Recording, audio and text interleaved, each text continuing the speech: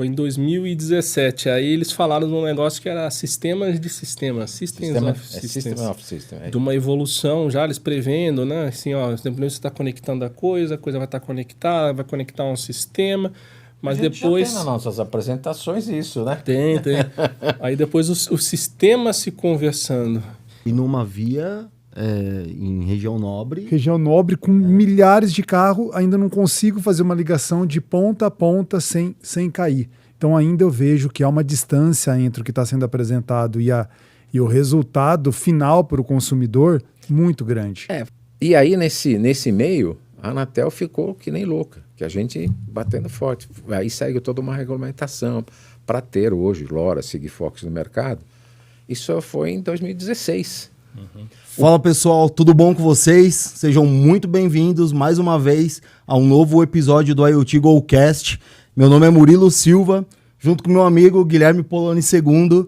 A gente apresenta aqui esse programa e traz para vocês nomes importantes do mercado de internet das coisas. Isso vocês já entenderam, mas hoje, em especial, a gente trouxe duas pessoas aqui de extrema importância para o mercado de IoT no Brasil, eu diria até que do mundo, uma vez que o Brasil, você que acompanha nossos episódios, a gente cita bastante que o Brasil é o grande celeiro de internet das coisas do mundo. Então, hoje a gente tem a honra aqui de receber dois grandes executivos, mas antes de eu falar quem é, já deixa aqui o seu like, deixa o seu joinha pra gente, é importante para a plataforma entender a relevância desse episódio, a relevância desse vídeo e sugerir ele para mais pessoas que, assim como você, tem interesse nesse mesmo assunto de inteligência artificial, de internet das coisas, mercado, técnico, negócios. Então deixa aqui o seu like, compartilha. Se você não acessou ainda aqui, se você não se inscreveu, se inscreve no canal, ativa as notificações, comenta com a gente gosta de conversar com vocês aqui embaixo, então não esquece também de fazer o seu comentário, de mandar a sua dúvida, tá bom? Acesse o nosso site, iotgocast.com.br, lá dentro tem muita informação legal, tem o nosso glossário do IoT, tem o link para você entrar na nossa comunidade, você ter acesso a materiais exclusivos, as reuniões de network que a gente faz periodicamente também, para todo mundo se conhecer no mercado, reforçar negócios, enfim, reforçar o mercado. Mais uma vez, muito obrigado, deixa o seu like aqui, se inscreve no canal, ativa as notificações, acessa o nosso site. Então, pessoal, vamos lá, eu vou apresentar para vocês aqui quem é que está na mesa com a gente.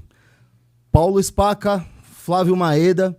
Eu vou ler aqui rapidamente, com a minha colinha, que vocês já sabem, né? Rapidamente a mini bio dele, antes deles se apresentarem, mas para vocês entenderem a importância. O Flávio Maeda é engenheiro mecatrônico, empreendedor da área de tecnologia, fundador de empresas de transformação de manufatura e internet das coisas, ex-presidente, olha o peso, gente, ex-presidente e atual vice-presidente da Associação Brasileira de Internet das Coisas, a ABINC, e atualmente ele é Head de Digital e Indústria 4.0 da Poiri, é assim que pronuncia, para toda a América Latina. O Flávio é um dos fundadores da ABINC, né, da Associação Brasileira de Internet das Coisas. Eu estou muito feliz de receber eles aqui. E o Spaca é o atual presidente, né? Presidente da Associação Brasileira de Internet das Coisas, a ABINC. Guarda esse nome. Se você ainda não conhece, acessa o site deles, acompanha o nosso episódio, que você vai ver a importância e a relevância desse pessoal que está na mesa com a gente. Tem mais de 25 anos de experiência na área de TI, incluindo passagens em empresas como a IBM, a SA. É líder de implantação de tecnologias inovadoras e promotor de IoT no Brasil. Quando eu li essa mini bio de vocês... A dos Spaca é long bill, né?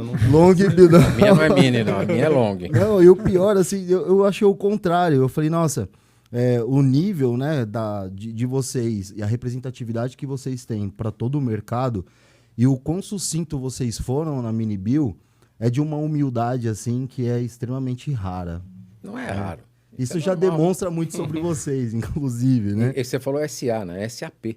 SAP, tem um errinho de digitação, então, normal, aqui. Normal. Mas, perfeito. Corrigido da IBM e do SAP. A gente teve um convidado que veio aqui e falou que não é SAP. SAP é a teclinha do controle remoto. SAP.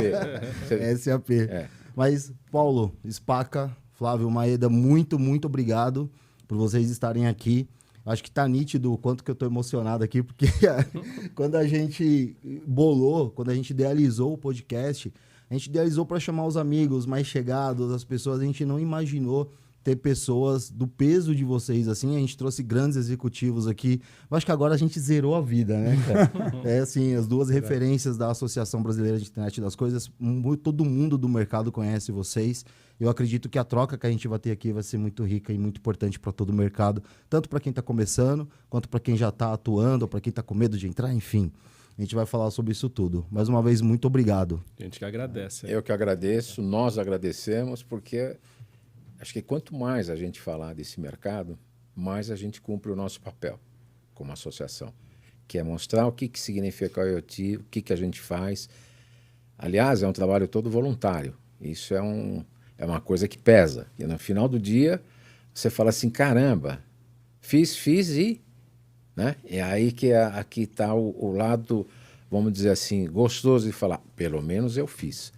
Poderia ganhar? Poderia, mas a hora que a BINC puder pagar salário para todo mundo, aí vai ficar bom. Não chegamos nesse nível. A gente só tem 6 anos de vida como associação. É novo, né? É novo. E a área que a gente, acho que já trabalha em IoT, eu pelo menos, com certeza, há mais de 10 anos. Então não é uma coisa que nasceu agora, é uma coisa que já existe. Sim. Então, quando o Flávio fundou a BINC, e praticamente foi dezembro de 2015, e você falou comigo e praticamente em janeiro, fevereiro de 16. Quer dizer, estavam juntos desde aquela época. Então, é prazeroso estar aqui batendo papo com vocês e mostrar para esse pessoal que está nos assistindo aqui o que significa ter uma associação de internet das coisas e qual é o nosso papel. Flávio, você como fundador, você pode falar também, porque eu falo pra caramba. Flávio, muito obrigado, Spaca, por estar aqui. Tenho certeza que vocês já acompanharam alguns dos nossos episódios que a gente publicou. Uhum. A gente também está nessa missão de levar a tecnologia de ponta, a IoT, para o mercado de uma qualidade que faça sentido para o tamanho do nosso mercado. Eu e o Murilo sempre brinca que é um mercado que as empresas estão fazendo tanto dinheiro, né, com a internet das coisas, automação, de certo modo também, e a gente levar o profissionalismo para esse mercado é sempre muito importante, porque realmente são empresas gigantes e que estão levando o Brasil aí a ter o seu local no sol, né? Eu queria fazer duas correções aqui. Acho que até o pessoal que está nos vendo aqui, meu nome é Paulo José Spaccaquerti, italiano. Então você imagina por que todo mundo me chama de Spaca, tá? Então está explicado, esse é o primeiro ponto. O segundo ponto, que eu gosto sempre de conversar e explicar, que a IoT não é tecnologia. A IoT é o nome dado a um conjunto de tecnologias que, combinadas, acaba dando resposta para uma necessidade de negócio. Então, a IoT, você pode falar, e eu brinco sempre, né, Flávio, que a gente sempre brinca, que sabor de IoT você quer conversar? Agro é uma coisa, saúde é outra, manufatura. O que esse cara fala de manufatura, para mim, eu preciso chamar os universitários para começar a entender. O IoT de manufatura é uma coisa, o IoT de saúde é outra. Ou seja, cada um dos segmentos de mercado tem um speech diferente, tem uma conversa diferente. Por quê? Todo mundo quer fazer o negócio. Está pouco se lixando que tipo de tecnologia que eu vou usar. E uma das grandes tecnologias do IoT é a conectividade. Uhum. Por isso que 5G ficou no meio do caminho o tempo todo, 5G. E aí a gente volta com aquela frase, né? 5G não é telefonia, 5G é conectividade, que é o que faz. Então, só para dar esses insights aqui para a gente começar. Flávio, então minha primeira pergunta já é para você. Como que foi a sua jornada? Né, essa parte sua muito voltada à manufatura, como foi essa sua jornada para chegar nesse seu posto que você está hoje? Fala um pouquinho do Flávio para gente. Tá, legal. Pode contar a história, então. Manda bala. Bom, eu sou engenheiro, né, como vocês falaram, engenheiro mecatrônico e de formação, né? E aí eu sempre trabalhei nessa área industrial. Então, a minha chegada no mundo de IoT veio pela indústria e continua nesse mundo aí pela indústria, né? Basicamente, né, vou encurtar um pouco a história, em 2005 eu decidi empreender e trouxe a representação de uma empresa americana para o Brasil. Inclusive, o Paulo teve participação nessa fase com a Lighthammer, ele já tinha muita experiência em trazer empresas americanas para o Brasil. Ele me ajudou, foi aí que a gente acabou se conhecendo. E aí eu trouxe a Lighthammer, uma startup americana, para cá, para o Brasil. Canadense, não? Americana da Filadélfia, região da Filadélfia. E aí ela acabou sendo comprada pela SAP, também foi aí que eu entrei nesse mundo de SAP, como o Paulo aí também já teve passagem, né? Mas aí o empreendedor que criou essa empresa, essa Lighthammer, ele vendeu para a SAP, né? Ganhou lá uma boa grana, e aí ele saiu para empreender de novo, né? Serial lá, né? Estilo americano, né? E aí ele criou a ThingWorx. A ThingWorx, que existe até hoje como marca, depois ela acabou sendo comprada pela PTC. Ela foi a primeira plataforma de internet das coisas, né? Inclusive, o título dele lá era a primeira plataforma de internet das coisas. E aí eu estava lá na Filadélfia, né? Passando por lá na Filadélfia, fui lá visitar, porque eu sabia que ele estava já bolando alguma outra empresa, né? E aí visitei lá o escritório, estilo startup, não tinha ele mais um punhado de gente. E aí foi o que eu ouvi pela primeira vez, em 2009, falar em termo internet das coisas. O Rick Bolota, que era o fundador da empresa, desenhou no quadro ali que era a internet das coisas, como que era a plataforma dele e tal. E como a gente já tinha tido um relacionamento comercial via Lighthammer, e eu já era empreendedor também, né? Ele me deu uma distribuição para trazer, assinou um contrato para eu trazer o ThingWorx para o Brasil. Aí cheguei ali, eu aqui, né, em 2009, falar de internet das coisas, ninguém sabia nem o que era aquilo, né? Mal tinha internet. Mas quer falar mal que sabia o que era internet. Então, a internet das coisas, né? Acho que ainda talvez seja estranho para algumas pessoas, naquela época era muito mais, né? E aí fui lá, né? Tentando vender esse negócio, né? Aí eu senti que não era o timing, né? Mas eu gostei tanto, né?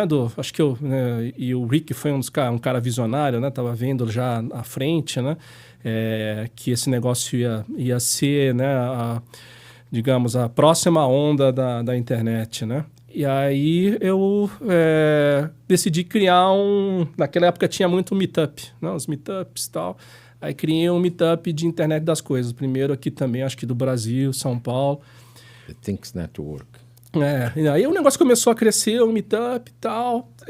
Mas muito assim, né? A gente tava falando muito conceito, aquela ideia sempre lá da geladeira conectada, né? Sempre o use case era a geladeira, né? Até hoje. Até hoje a Ambev fala assim, deixa eu ver como é que vocês fazem a geladeira. Mas... E aí foi lá, né?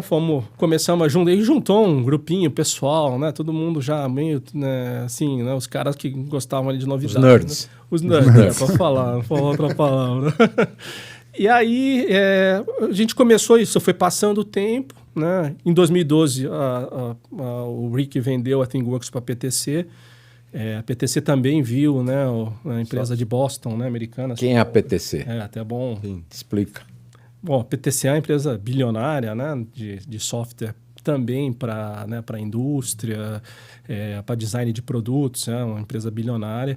Comprou já pensando que a tendência do design de produto era o produto conectado lá na frente, né? Então também foram visionários. E o Rick acabou, né, até eu acho vendendo cedo, mas acho que ele não conseguiu segurar o negócio, né? Foi lá e ele, né, também acabou indo e vendendo a ThingWorx para a PTC. Então isso já era 2012. Aí aqui o negócio foi evoluindo, a gente foi falando, né, de internet das coisas, mas chegou um momento também que a gente falou só fala, né? Só os PowerPoints. Show me the money, né? Show me the money. E aí surgiu um projeto muito legal lá na Holanda, que era o The Things Network, que quando eu vi pela primeira vez, né, bati o olho lá no vídeo do holandês fazendo o pitch dele, né, que era uma ideia de criar uma rede de internet das coisas crowdsourced e crowdfunded, pelas pessoas, né? Ideal ali, né?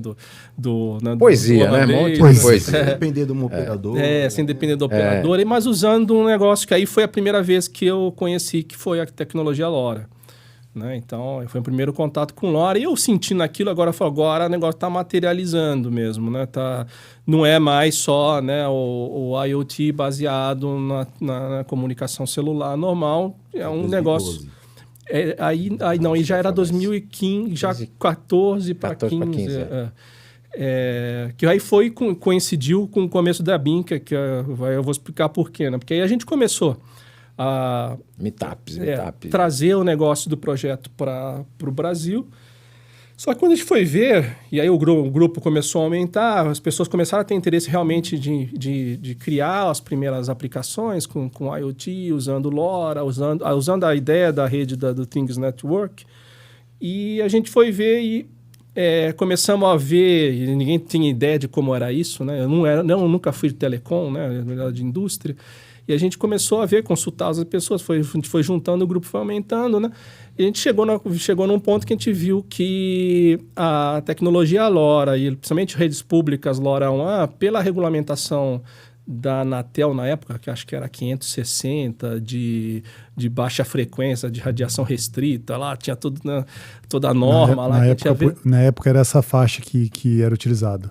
Mais ou menos um 560. O número da norma era 560, mas a faixa era uma faixa... era 915. Já era 900 ali. A faixa liberada pelo... que o pessoal tinha, como é que chama? Faixa para pesquisas científicas, universidades, era uma faixa liberada. Foi aí que a LoRa entrou. Isso. E aí chegou lá, né? A gente começou a ver esse negócio. Tinha uma série, não se lembra os detalhes técnicos, né, da norma, mas ela dizia que assim, se fosse seguir a norma, que foi criada para M2M, né, na verdade, não era nem IoT, não tinha nem IoT, eu acho que na norma, lá falava realmente da norma. Antes do termo, exatamente. E aí... A gente falou, cara, a gente tem que fazer alguma coisa, né? A gente lá louco para fazer coisa, né? Aí a gente começou a ter ideia, né? A gente começou a ter necessidade de levar esse assunto para falar com a Anatel, com o governo, tudo mais, né? E aí começou a materializar a ideia da Binca, porque falou, como que a gente vai lá bater lá na Anatel? Quem é vocês? É o meetup do Internet das Coisas de São Paulo, né? E aí, nesse processo, né, o grupo ali, a gente chegou à conclusão que era interessante ter uma associação já, né, para tratar o tema de internet das coisas, né, e levar isso, né, para discussão, né, com o governo e tudo mais. Bom, é aí que surgiu, foi o pontapé para a Binca, aí, né, o Paulo, como ele falou, já se juntou ali no começo também para ajudar a gente, principalmente com essas conversas com o governo. Até então, eu estava na IBM ainda. A gente conversava tudo, mas eu estava na IBM. Você era um executivo da IBM. Eu era um executivo da IBM, então não podia simplesmente largar tudo e... Acabei acontecendo que a IBM falou, chega, você já está velho demais aqui. Eu acabei tendo que sair da IBM. E aí falei, vamos embora, vamos trabalhar esse assunto aqui, que já dentro da IBM a gente já tinha essa discussão. Eu já tinha essa discussão com as empresas de consultoria grande, as grandes, já se falava disso, né? Mas era um tema ainda...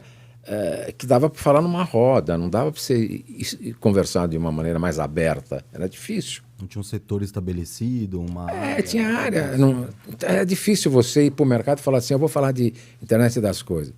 Que a gente brinca, né? Tinha gente que falava que para comer, passar no cabelo. Né? Então, é uma coisa que era difícil de ser assimilada. Aliás, até hoje ainda é difícil. Mas naquela época era muito difícil, muito difícil. Então foi aí que, como o Flávio falou, foi aí que nasceu a associação para a gente começar a falar assim, vamos juntar forças e vamos começar a falar. E a LoRa, como ele estava dizendo, que foi...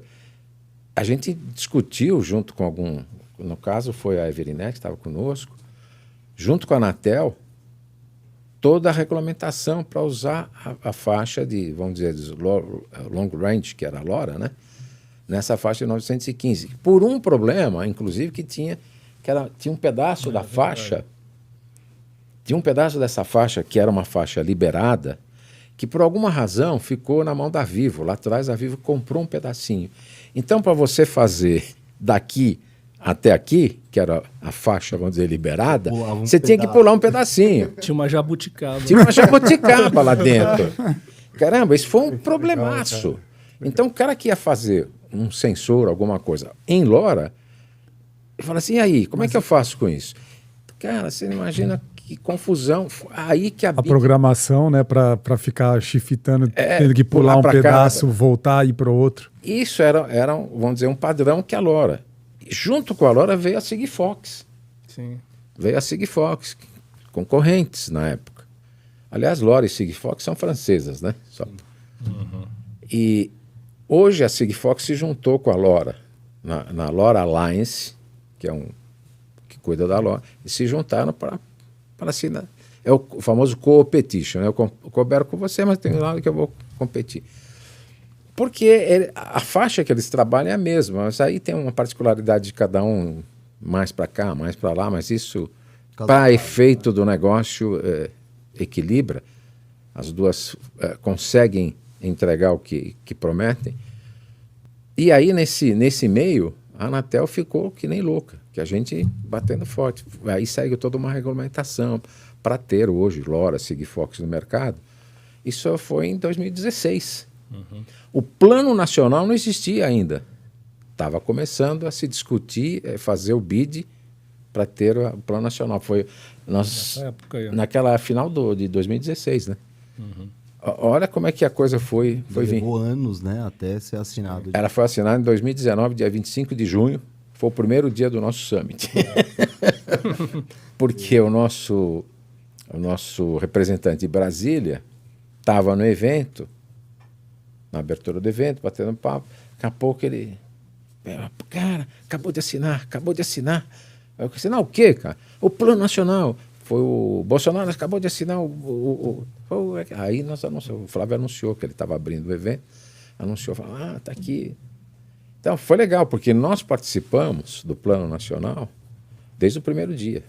Praticamente, desde o primeiro dia, quando fizeram a licitação, quando chamaram para as reuniões. A gente ia para Brasília direto lá, dar palpite. A gente só faz dar palpite, né? A gente dá muito palpite. Mas é isso que faz a coisa. E no plano nacional já tinha a BINC... A BINC já estava. A gente já tinha um nome marcado lá. Entendi. Então até hoje eles consultavam. Consultavam a gente. Olha, vai ter a reunião, tal, assim, esse assado. Se vira, né? Pega o avião, vai lá, que a gente passava o dia inteiro. Chegava lá, a reunião começava às 9 horas, 9h30. Terminava às 4 horas da tarde. Então, saía de lá de Brasília tudo torto, porque ficava o dia inteiro discutindo, vai para cá. E era comandado pela Patrícia Heller, que na época era da McKinsey, que foi a McKinsey que fazia. Verdade. E depois a Patrícia veio para o governo de São Paulo. Lembra disso?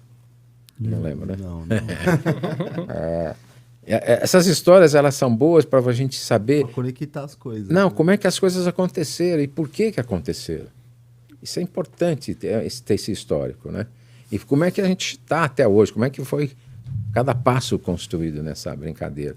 E como é que a BINC esteve o tempo todo ali participando? Você falou um pouco, né, Spaca? Você, então, teve uma transição pela IBM, pelo SAP, e aí dali você... Como que foi essa transição do Flávio para você ali dentro da BINC? O Flávio, a gente já se conhecia desde a época da Lighthammer, né? Quando ele trouxe a Lighthammer para o Brasil, o sócio dele... O Elton tinha sido meu funcionário lá atrás. Eu não vou começar a falar porque é muito tempo, cara, é muita história. Os caras vão falar assim, esse cara é um ET, né? Ele tinha sido meu funcionário numa empresa chamada Platinum.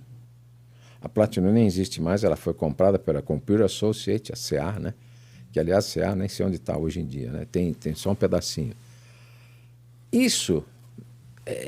vamos dizer assim, é um mercado que se conhece, as pessoas vão se conhecendo. É óbvio, sou velho, né? Então já passei por muita coisa. Então o Elton falou para o Flávio, vamos falar com o Spaca? O Spaca consegue entender esse negócio de trazer empresa para o Brasil, ajudar a gente. Foi aí que eu conheci o Flávio através dessa pessoa, que é o Elton. Foi um cara que foi meu funcionário lá atrás. Que está até hoje com você, né? Sim, até hoje. Era meu sócio na Conitec e está até hoje comigo aí na Poire. A Conitec, que era a empresa dele, que foi comprada pela Poire, e eles estão lá juntos. Então foi aí, isso 2005, né, Flávio? 2005, 2004 para 2005. Então, desde aquela época. Então, isso foi continuando, foi fazendo lá. E ele fazendo como toda essa história que ele falou da internet, eu do outro lado fazendo a coisa, fiquei dentro da IBM, fazendo isso, fazendo aquilo. Chegou uma hora que eu saí da IBM, falei, e ele estava praticamente montando a BINC. Fomos tomar um café junto na padaria e ficou, conta a história. O que você... Quando ele falou, eu falei, tô dentro, vamos embora. Esses desafios, eu acho que é uma característica do Flávio e minha, de a gente encarar esses desafios de coisas novas. Né? Você viu quanta coisa que ele falou, que nem se falava de internet das coisas, ele já estava fuçando. No meu passado de várias empresas, né? Eu fui country manager da Sybase no Brasil, em 91. O que era a Sybase? Sybase é o que trouxe o conceito cliente-servidor, que hoje virou carne de vaca, né? Para falar um português claro. Depois eu fiz Netscape no Brasil. Netscape foi o primeiro browser, praticamente, de internet. Então, essas coisas traz um pouco de história e traz muita experiência para a gente levar a BINC para frente. Saber que aqui é legal, aqui não é legal. Mesmo assim, com todo esse trabalho, com todo esse conhecimento, com toda a experiência e tudo mais, a gente tem dificuldade, às vezes, de levar a coisa para frente. Porque o mercado está muito rápido. O mercado está muito, assim, ávido, mas, ao mesmo tempo, não está conseguindo absorver tanto conhecimento. Tem muita fome, mas tem muita espuma. É o efeito Coca-Cola, né? O mercado quer muita coisa. Espuma, quando você vai ver, não tem nada para beber. É isso aí. Por quê? Porque falta mão de obra. Tem gente que não sabe entender e acha que tecnologia vai salvar o mundo. Tecnologia é meio para fazer negócio. Aliás, a vida inteira foi isso. Tecnologia sempre foi um pedacinho para fazer negócio e não. Então, a internet das coisas hoje é um tremenda, vamos dizer assim, conjunto de ferramentas para fazer negócio. Na Poeira, o que você faz lá com o negócio de manufatura? Quanta coisa maluca que está acontecendo. Então, eu comentei com vocês quando eu cheguei aqui, cheguei agora há pouco de Curitiba, né? Prestigiar vocês. Obrigado. No mínimo é obrigação, né? E lá nós estávamos num evento com uma companhia de processamento de dados do Paraná, apresentando diversas soluções, diversas empresas associadas da BINC estiveram nesse evento para mostrar suas soluções e que estas soluções poderiam auxiliar o Estado do Paraná. Foi um negócio fantástico. E gente de conhecimento, gente técnica, não conhecia metade, para ser alguma, do que nós apresentamos. Então, tem um processo de evangelização nesse mercado muito grande. O que vocês estão fazendo aqui, por isso que eu falo, é um negócio super interessante. É uma pecinha de É uma futuro, peça, né? é mais uma pedrinha que você coloca nessa evangelização. Porque o pessoal fala assim, caramba, inteligência artificial, ChatGPT, 5G, IA generativa, blockchain, metaverso. Seja, quanto tempo você não escuta mais falar de metaverso? Não, já. Por quê? Porque veio uma onda nova. Qual é a nova? ChatGPT. Agora é a nova onda? É generativa. Cara, é muita coisa. Que daqui a pouco some também, daqui aparece outra. Não, é absorvido. É absorvido quando mais uma. Né? Agora, 5G, ninguém mais fala de 5G, né? 5G está aí. Nós já estamos falando de 6G. Pô. Nós já estamos falando de 6G dentro da BINC. E fala uma coisa antes de eu colocar aqui pro Murilo fazer a pergunta dele. Eu falo pra caramba. Porque, vocês que estão vendo a gente, vocês... Como que, nessa época que você estava fazendo a história disso daí, né, 2016 ali, para agora, com o Plano Nacional já em voga, né, o que vocês viram que melhorou para o mercado como um todo? Facilitou para vocês conversarem com algumas empresas que foram aquelas verticais, setores talvez escolhidos para estarem dentro do plano... São as quatro grandes áreas. Isso. Né? Melhorou a conversa com essas empresas, fez elas... Nossa, está acontecendo alguma coisa, o que é isso? Deixa eu ler, pelo menos, o que está saindo pelo governo. Vocês ali dentro que participaram de tudo isso, e o Flávio está muito junto com a indústria, o que você viu que melhorou no mercado com o Plano Nacional? Assim, eu não sei se decorrência do Plano Nacional, mas eu acho que desde o Plano Nacional, acho que um grande game changer aí foi, acho que nessa questão das redes públicas de IoT. Quando a gente estava falando lá no começo, né, e a ideia de a gente fazer a nossa própria rede é porque não tinha rede nenhuma, né? Então, quando você vai falar de IoT, sem rede, né? Então, em muitos casos de uso, eles não param de pé sem essas redes que existem hoje, LoRa, Sigfox, NB-IoT, que a gente falou aqui, porque são aplicações, são casos de uso que demandam um baixo uso de energia, né? Você demanda uma série de coisas que, né, a rede, digamos, né, que veio do M2M, das redes celulares aí normais, não atendiam. E aí, então, acho que assim, um grande game changer, né? Acho que na minha visão, como o Paulo também já falou, foi Sigfox, mas principalmente aqui no nosso caso do Brasil, a rede pública da American Tower, né? Com a LoRaWAN, a rede pública, né? Com a Evernet. E aí, isso daí, assim, hoje já não é mais barreira. Hoje, assim, você falar que não vou fazer, não tenho como aplicar, obviamente, né, tirando algumas exceções, né, em áreas remotas, né, mas nos grandes centros, né, que é o grosso aí do mercado de IoT, ou né, nas grandes capitais, nas grandes cidades, hoje a rede está disponível. Né? Você trouxe esse assunto que a gente abordou nos outros episódios, que é você sair de uma rede privada ou você está numa rede pública e ir para uma rede privada, e hoje o quão mais fácil é você conseguir adquirir os equipamentos, por exemplo, para subir uma rede privada em hoje LoRa. É muito mais fácil. Muito mais fácil. E aí eu acho que, desculpa interrompendo aqui, Flávio, mas o IoT, como eu disse, é conectividade. Por isso que chama internet das coisas. Se você não tiver internet, você não faz. E onde está a internet? Na conectividade. Quais são as conectividades que você tem? Você pensou no celular, você pensou nisso. Aí começaram a aparecer essas redes, LoRa, Sigfox, Narrowband, agora, que as operadoras viram e falaram, opa, peraí, pô, esses caras têm uma rede aqui, eu também quero participar desse jogo. Porque o negócio deles era chip, 4G, 3G, na indústria ainda tem 2G. Isso daí já não é mais. Então, vem uma American Tower e cria uma rede LoRa que praticamente compete com as operadoras, falou, peraí, como é que eu vou brincar nesse jogo? Aí faz o Narrowband, vamos chamar assim, para poder pegar essa faixa. Então, isso fez com que esse mercado começasse a ter mais expansão, começasse a ter mais conectividade, né? E você começa a ter mais disponibilidade de soluções. Acho que esse é o caminho, e é essa que é a tendência cada vez mais. Não era sempre aquela história do ovo e galinha, né? Não tem rede porque não tem aplicação, não tem aplicação porque não tem rede. Mas tinha que ter alguém com capital, né, para falar, não, eu vou pôr a rede para depois as aplicações aparecerem. Né? Então, acho que esse foi um grande divisor de águas. Uma virada, né? Aí o pessoal fala do 5G. Ah, porque agora o 5G, o IoT vai explodir. Não. 5G é mais um componente de conectividade que vem alavancar o IoT. Como foi o LoRa lá atrás, né? Como foi o 2G dentro da indústria manufatura, a gente pode falar que lá tinha um IoT interno, mas querendo ou não, era um IoT.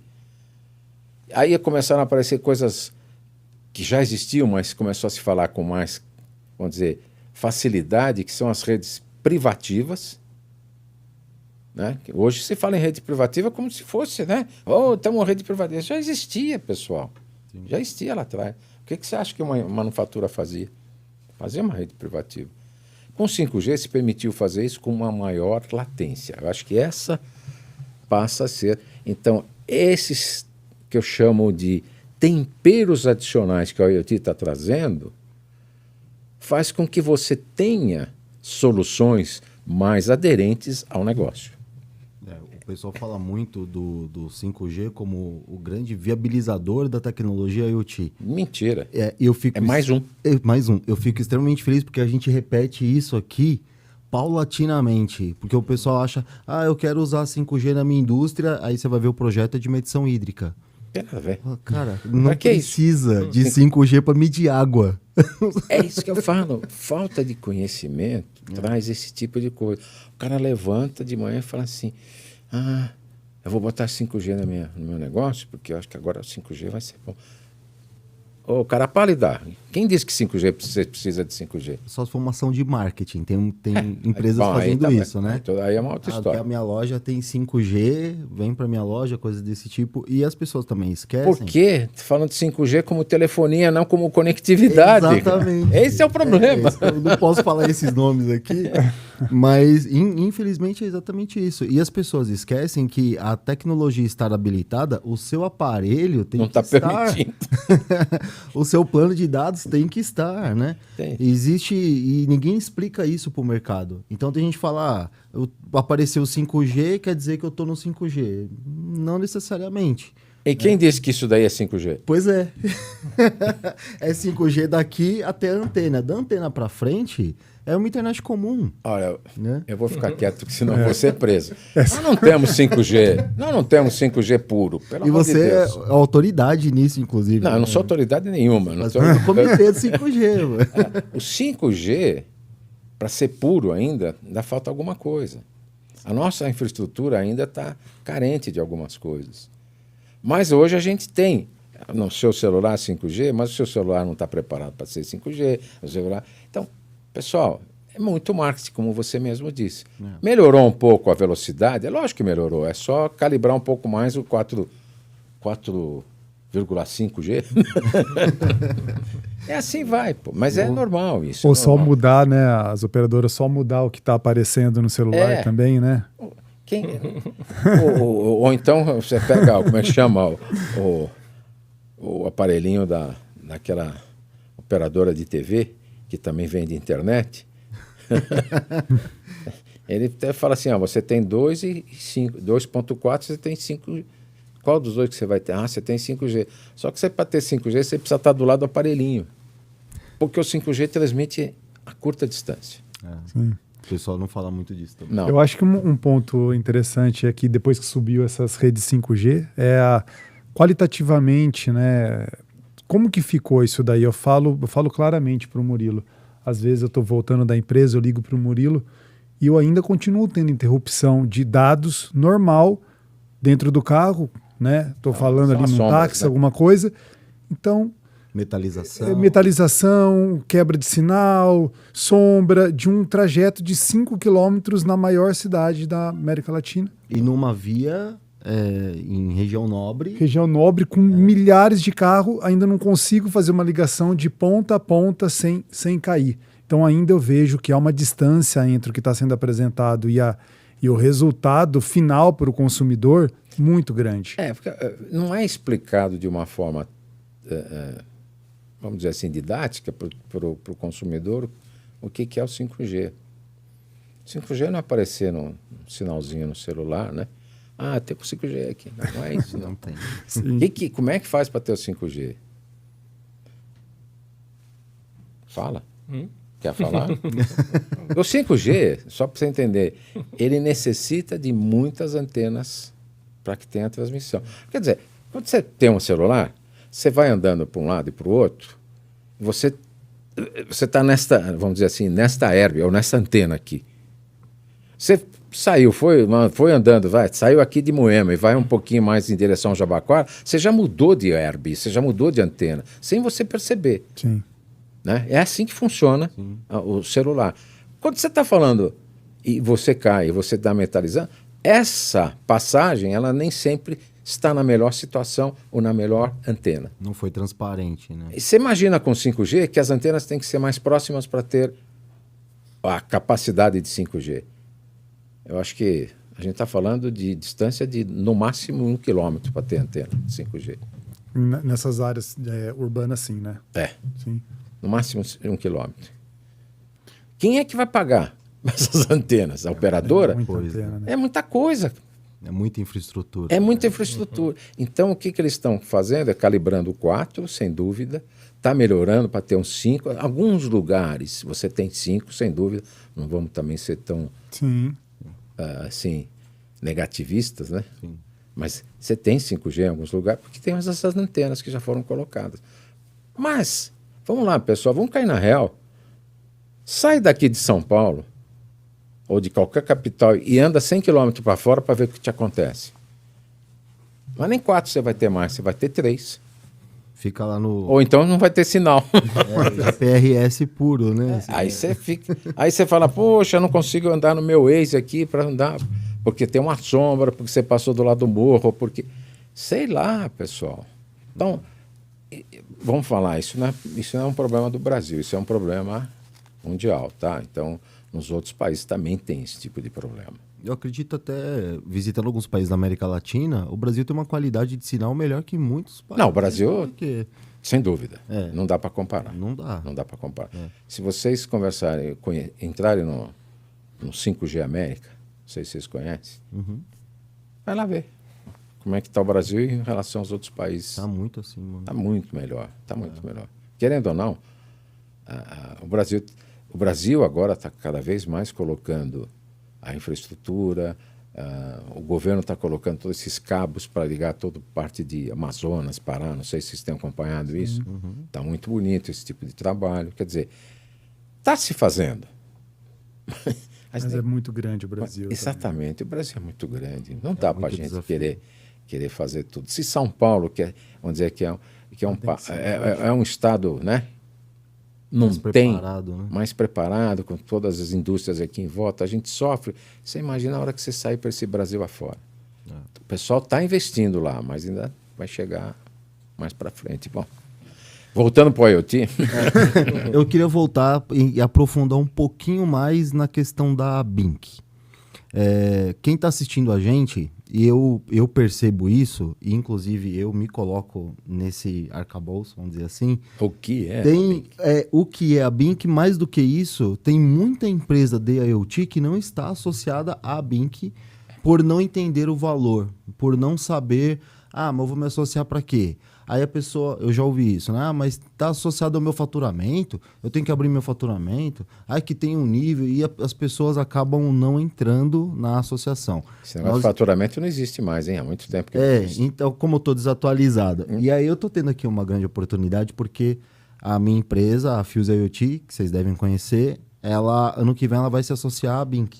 Se Deus quiser. Já está no nosso plano, já está... É uma coisa que não tem como a gente não fazer.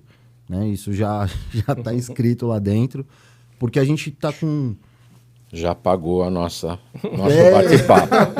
Porque nós estamos com grandes projetos e projetos que realmente, assim, quando sair na mídia, a gente quer estar com alguém do nosso lado para, poxa, olha só, né? Para mostrar que realmente o mercado está andando, que existe soluções que não são de PowerPoint, que a coisa está realmente funcionando. Então... Do meu lado, eu escuto de executivos e investidores, mas o que é a BINC? O que a BINC faz? O que eu vou ganhar entrando para a BINC? E amigos que têm empresas também fazem isso. E da mesma forma como tem empresas pequenas que se associam à BINC para se alavancar, enfim.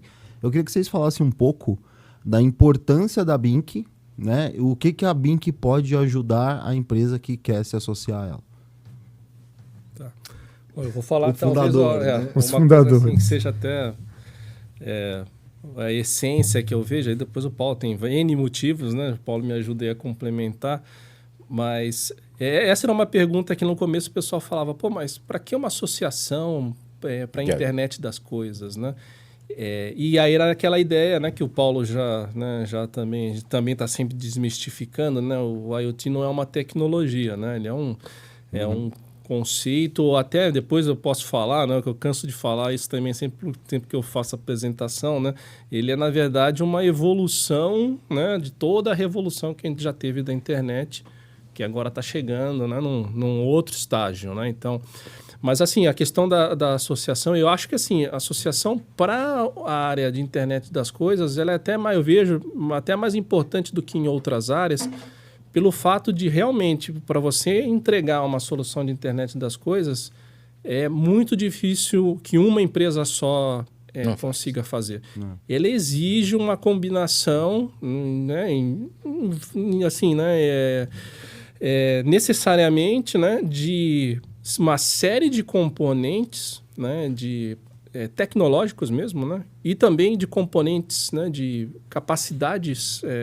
técnicas e profissionais, como, por exemplo, a gente já falou aqui, né, conectividade, que é a principal, mas você tem hardware, você tem sensores, você tem plataformas, você tem análise de dados, porque no final, o cara que não conhece a IoT, que vai comprar uma solução, ele está interessado no benefício, não está interessado em montar esse Lego, né? Então, acho que assim, a Binker é um grande hub, né, que a gente põe junto todas essas peças, a gente ajuda essas peças, né, a funcionarem melhor em conjunto, a se encontrarem, a se encaixarem, né? Obviamente, como toda essa associação tem concorrência entre elas, né? Mas faz parte do ambiente associativo, né? Mas assim, eu vejo assim, a grande proposta de valor da Binker né, não em várias outras, né? Mas nesse ponto principal ela ser essa grande, né, esse grande orquestrador para permitir que essa composição dos atores, né, do mercado de IoT que estão envolvidos nesse negócio consiga ser feita de uma forma mais eficiente. E outra, assim, acho que como toda associação, né, isso é uma coisa que a gente sempre fala também, né? A nossa ideia é sempre, nessa linha da evangelização, né, é sempre levar exemplos, né? Que a gente, no mundo de tecnologia, a gente acaba, se a gente deixar, a gente põe todo mundo numa sala, a gente só fica falando do LoRa, do chip, do negócio. E isso daí não, assim, a associação, a gente sempre teve essa preocupação de falar para a sociedade, né, das aplicações, né, dos benefícios, o que isso vai né, realmente tangibilizar em resultado para um fazendeiro, né, para um cara da indústria, para uma cidade, né? E de novo são os vários sabores, né? E são várias abordagens diferentes, uma linguagem diferentes. Então também a gente é, digamos assim, esse grande tradutor de tudo isso que a gente tem, né? A Binker é grande tradutora de tudo isso que acontece nesse mundo tecnológico para passar isso para o, né, digamos, né, para o cidadão comum, né, para o usuário ali, o cara que vai se beneficiar dessa solução. Até por conta disso, né, e até já aproveitando que está na época agora ainda do prêmio, né, a gente criou um prêmio, né, na Binker, que está aí já anual isso daí. Anual, né, que está na 4ª edição, que é para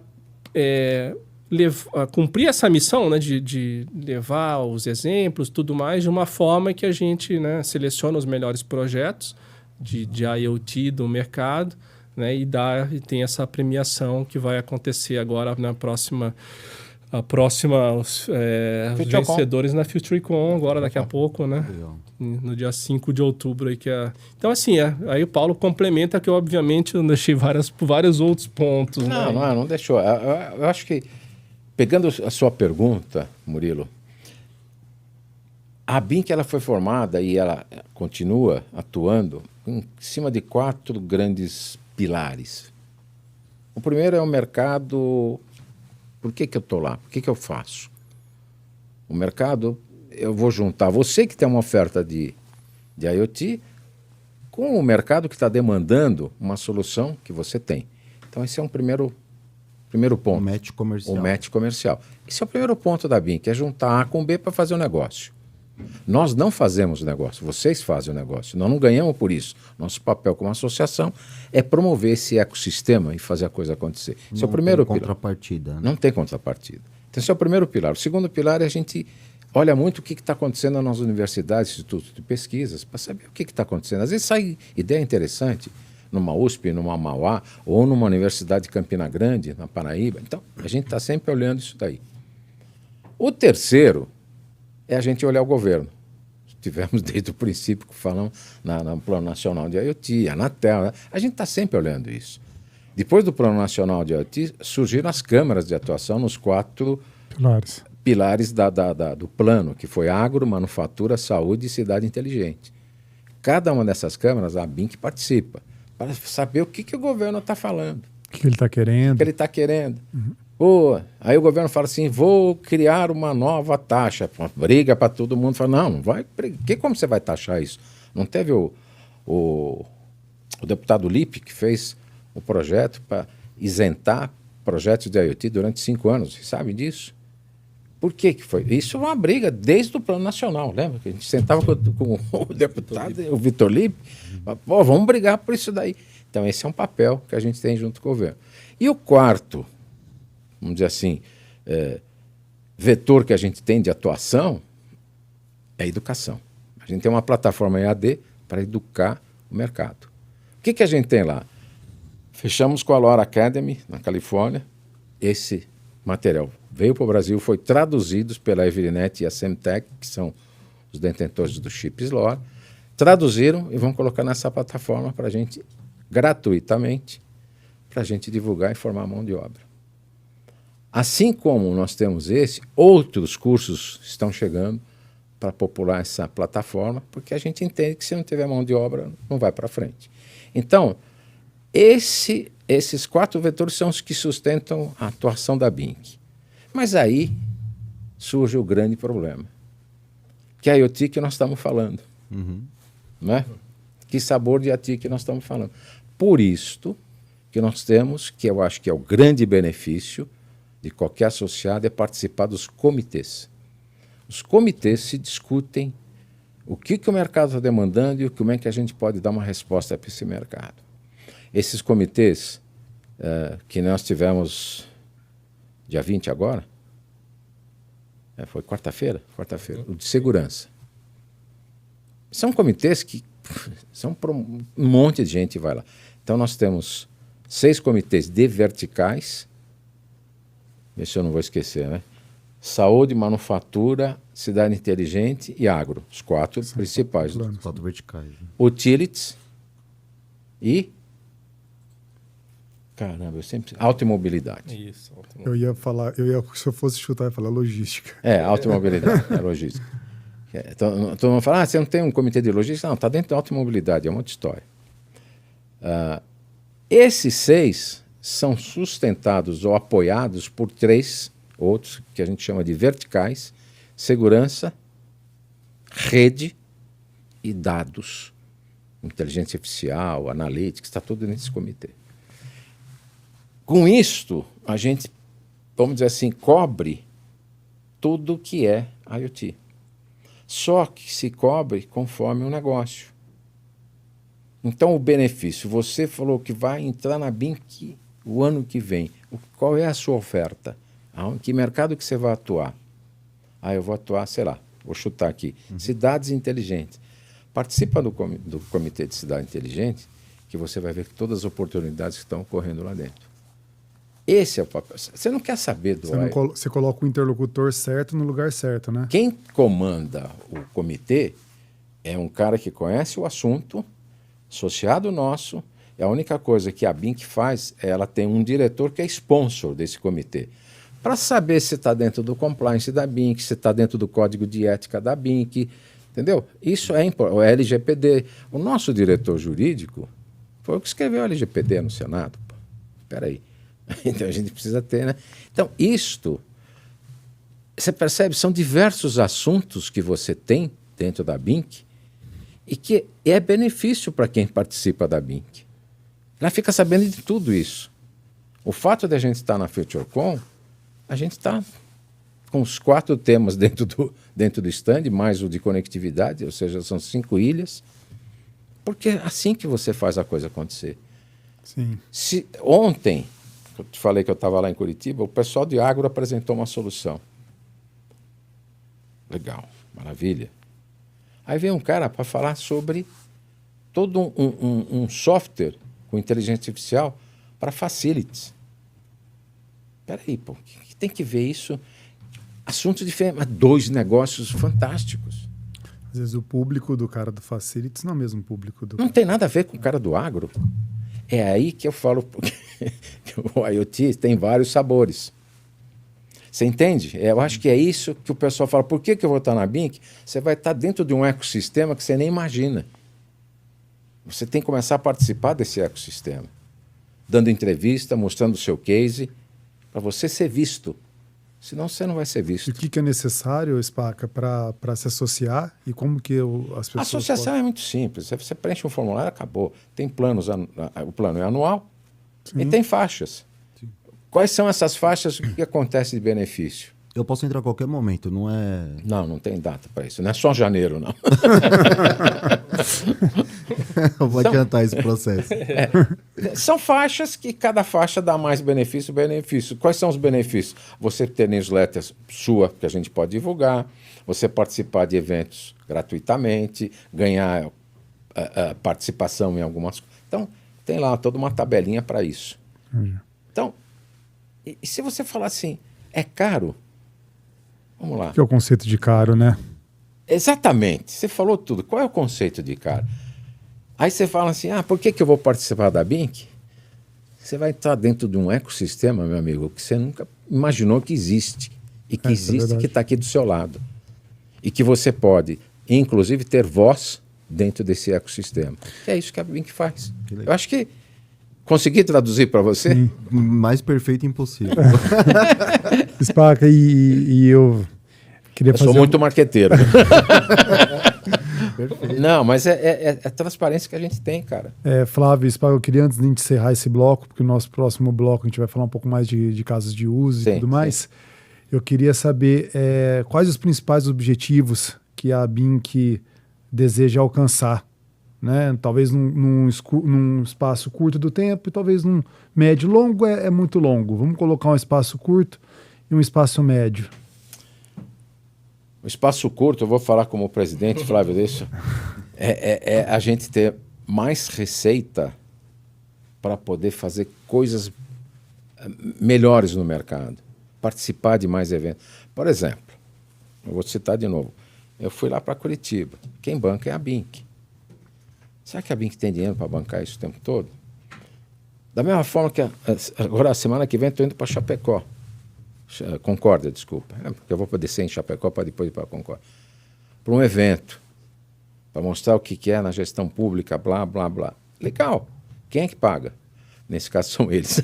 Mas normalmente a gente é convidado.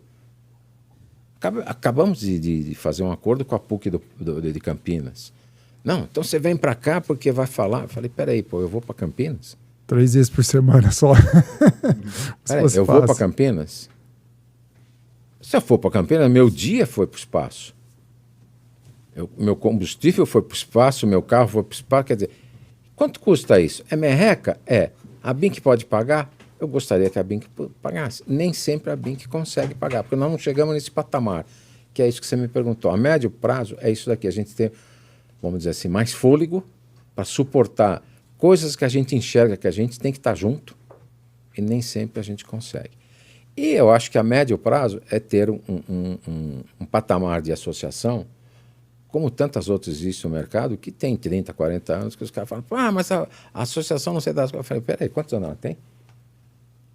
Nenhuma dessas que eu perguntei até hoje é menos de 20 anos. Nós temos só 6. Sim. Indo para 7, né? Eu poderia promover um evento e convidar a BINC para estar nesse evento comigo. Sim. Normalmente a gente não cobra para isso. Tá. Entendeu? A gente não cobra para isso. O Flávio já entendeu, né? Já olhou para mim. Entendeu? A gente normalmente não cobra. E é isso que nós vamos começar a modificar. Tá bom.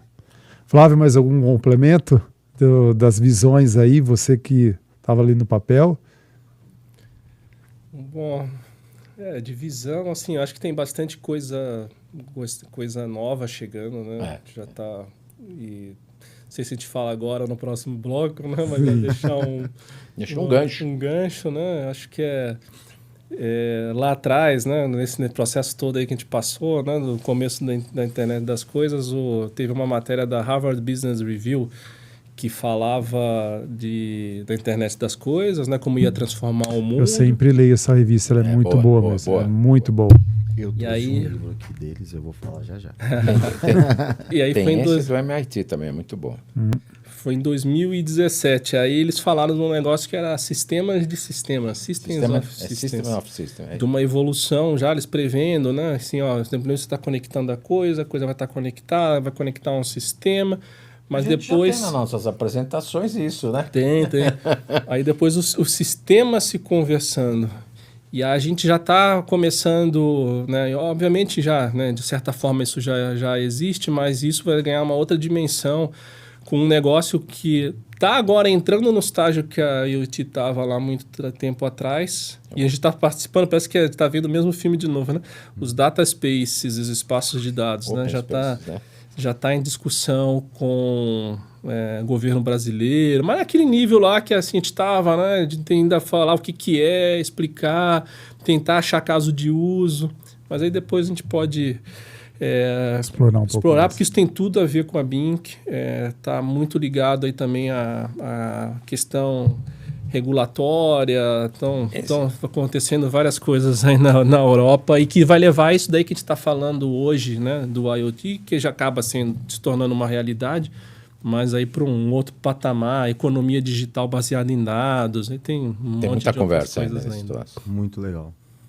Chegamos ao final do nosso primeiro bloco. Foi uma aula. Obrigado, Spaca. Obrigado, Maeda. Vou chamar pelo sobrenome, que é mais fácil. Poloni, obrigado mais uma vez, meu brother. Valeu. É sempre uma satisfação imensa estar com vocês, estar com gente de tão alto nível aqui. Obrigado. Vamos lá para o segundo bloco. Você que está assistindo a gente aí, obrigado pela sua presença até aqui, por dar audiência para a gente. Deixa o seu like, não esquece. Eu acho que você entendeu aqui qual que é a importância, qual que é a relevância da Associação Brasileira de Internet das Coisas, da BINC. E mais do que isso, eu acho que você entendeu também e pôde constatar qual que é a relevância e a importância desses dois profissionais para toda a tecnologia, para tudo que a gente tem de tecnologia até hoje aqui. Você que está assistindo a gente pela internet, pode ter certeza que você acabou de ouvir falar aqui pessoas que foram responsáveis pela internet estar hoje aí na sua mão, pela internet hoje estar aí na sua casa.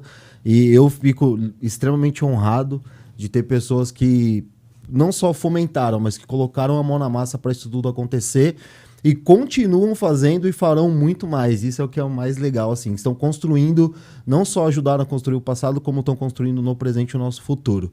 Muito obrigado mais uma vez, Spaca, Flávio, Maeda. Obrigado você. Deixa seu like aqui, não esquece de deixar o seu like, é importante para a gente conseguir saber se vocês estão gostando dos conteúdos. Se você não se inscreveu no canal, se inscreve, ativa as notificações para você não perder nada. Coloca aqui embaixo o seu comentário, manda pra gente a sua pergunta, a gente gosta de conversar com vocês sabem disso. Acesse a gente aqui pelo iotgocast.com.br. Lá no nosso site tem diversos materiais, você consegue comprar o café, você consegue comprar a nossa caneca para você poder degustar enquanto você está assistindo o nosso episódio, o café que a gente dá para os nossos convidados, inclusive. Não esquece de entrar na nossa comunidade para você participar também das nossas reuniões periódicas de networking. Lá dentro também a gente coloca matérias exclusivas. Essa semana a gente colocou uma matéria legal até. Você sabia que dá para rastrear objetos com Wi-Fi dentro de ambientes fechados e saber qual que é o objeto que você está rastreando? Pois é, dá uma olhada nesse artigo científico que a gente colocou lá dentro do nosso grupo do WhatsApp, que você vai ver que não somente localizar o objeto, mas saber qual que é o objeto dado o espectro da frequência do Wi-Fi, do Wi-Fi 6. Dá uma olhada lá, nossa comunidade é muito legal para você se manter inteirado nos assuntos do mercado da internet das coisas. Todos os nossos links, nossas redes sociais, o link da BINC, os nossos LinkedIns, nosso site, link da comunidade, está tudo aqui embaixo na descrição. Pode acessar a gente, segue a gente por lá também, a gente vai ficar bem feliz. E muito obrigado mais uma vez aqui e até o próximo episódio, onde a gente vai falar também com o Spaca e também com o Maeda, mas agora a gente vai falar dos cases de internet das coisas que são importantes aqui no Brasil também. Quer saber o que está acontecendo? Então fica ligado, se inscreve, segue a gente, deixa o seu like e vamos para o próximo episódio. Um abraço, valeu! Valeu!